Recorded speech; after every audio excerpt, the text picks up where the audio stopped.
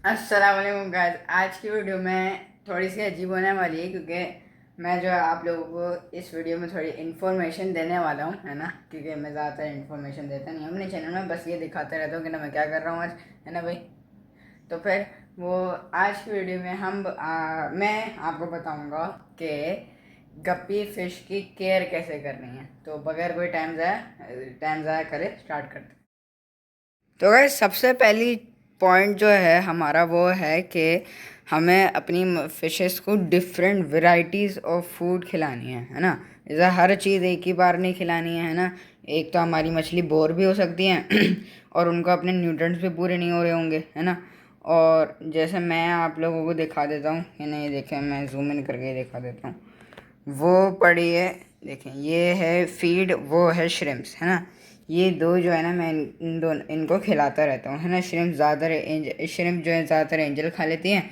गप्पीज भी कुछ खा लेती हैं, अगर वो चूरा जैसा होता है ना तो वो खा लेती हैं। तो इससे वो बोर भी नहीं होते और उनको अपने प्रोटीन में मिल जाता है और अपने फीड का जो सारे न्यूट्रिएंट्स वगैरह होते हैं, जो भी होते हैं, आप लोगों को बेहतर पता होंगे, मुझे तो नहीं पता, है ना। जैसे वो उनके ये भी पूरे हो जाते। तो गाइस अब बात आ जाती है कि ना जो फिशेस गप्पीज के साथ रह सकती है ना, वो क्या क्या है ना। सबसे पहली तो हो जाती है मॉलीज, है ना। मॉलीज भी गप्पी की साइज जितनी मछलियाँ होती हैं। अबे आप काट क्यों रहे हो, मेरी गर्दन क्यों काट रहे हो आप। अच्छा चलो छोड़ो, है ना। पहला पहला पॉइंट है मॉलीज। वो गप्पीज के फिशेस की जितनी बॉडी होती है ना उतनी तक ही होती है, तो वो उनके साथ आराम से रह लेती है ना। गप्पीज उनको तंग करती हैं। मॉलीज हल्का फुल्का गप्पीज को कर देती होंगी। जैसे गाइस देखे मैंने श्रिम्प डाला था लेकिन नीचे पड़ा हुआ है, अभी गप्पीज को खा रही थी, है ना। तो फिर अब ये मॉलीज भी इनके साथ रह सकती हैं, लेकिन मॉलीज शायद ना ज़्यादा गप्पीज का खाना खा लें और फिर गप्पीज के लिए कुछ छोड़े नहीं गए। गप्पीज तक मॉलीज जो है ना गोल्ड फिश की तरह नहीं होती, बस खाती रहती है और कोई काम ही नहीं होता इनके। तीसरा हमारा टैंक में आ जाता है प्लेटीज। प्लेटीज वो होती हैं बिल्कुल मॉलीज जितनी होती हैं, जैसे मॉलीज इतनी होती होगी ना प्लेटीज इतनी तक होती है, बस थोड़ा सा ही फ़र्क होता है। और फिर वो तो और भी बेहतर चलती हैं गप्पीज के साथ, क्योंकि वो और ज़्यादा छोटी होती हैं और जितनी छोटी उतनी बेहतर, है ना।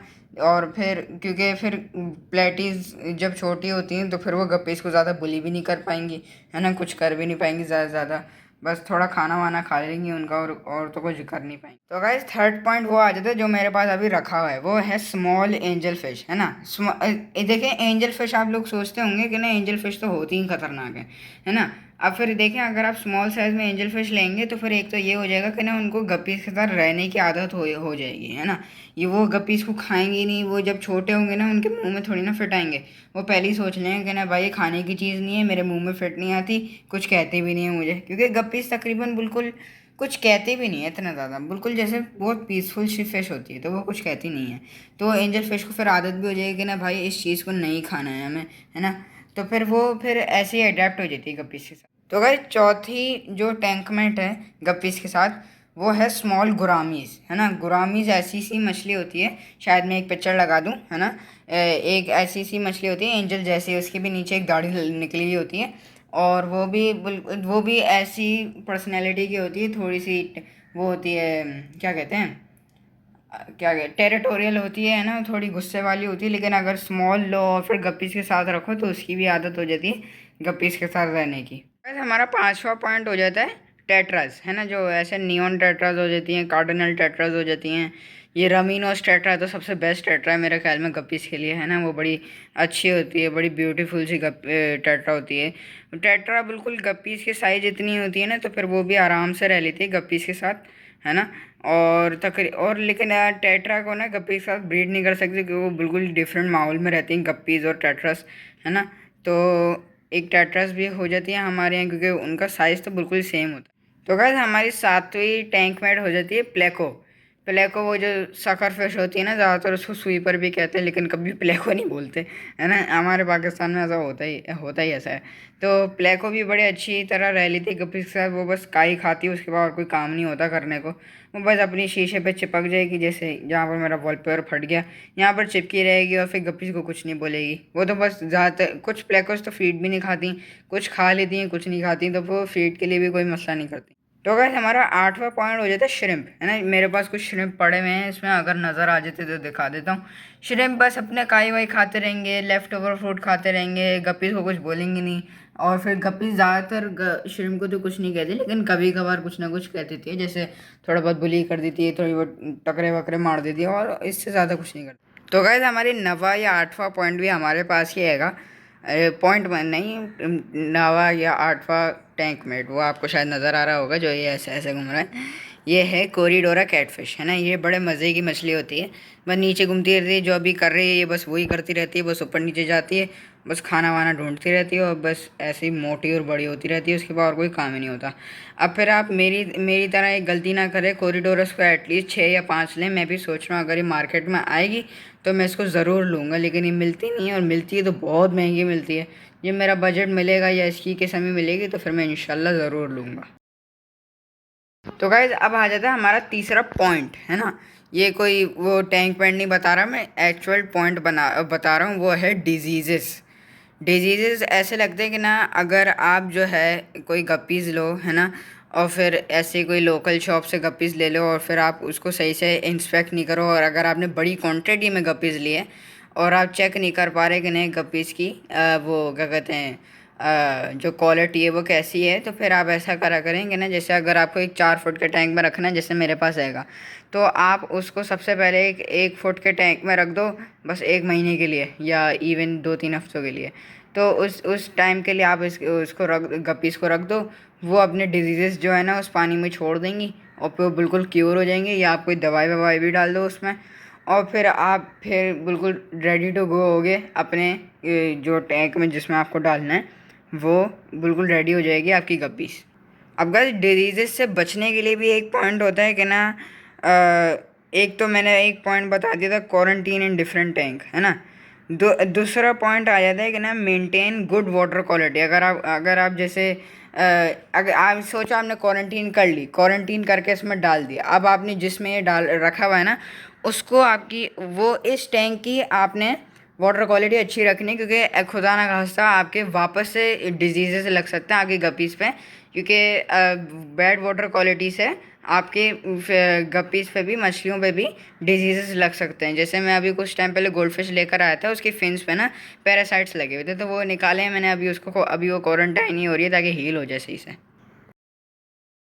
तो गाइस हमारा 4th पॉइंट आ जाता है स्टेइंग कॉशियस फॉर ब्रीडिंग, है ना। इससे मतलब ये है कि गप्पीज़ की जो फीमेल होती है ना, वो बच्चे धड़ाधड़ देती हैं, जैसे कोई आप काउंट भी नहीं कर पाओगे और आपको पता भी नहीं चलेगा वो बच्चे दे देगी, है ना। वो एकदम से बच्चे दे देगी, और फिर आपको जैसे ये देखें ये मेल फीमेल के पीछे पड़ा हुआ है, वैसे ये मोटी होकर फटने वाली है ना।